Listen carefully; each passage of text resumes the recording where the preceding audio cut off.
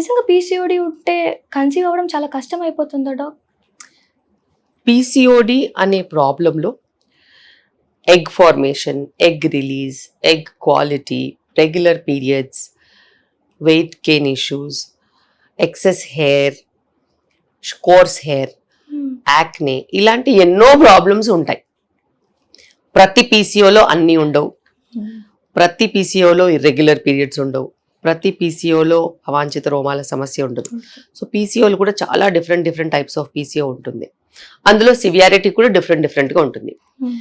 అయితే పీసీఓలో ఒకటి మనం కామన్గా ఏం చూస్తామంటే egg formation, egg release, egg quality, ఇవి కొంచెము పైకి కిందికి ఉంటాయి.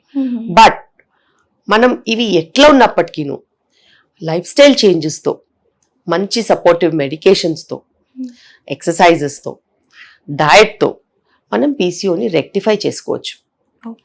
సో అది ప్రాబ్లం ఏదైతే ఏంటి ప్రాబ్లం.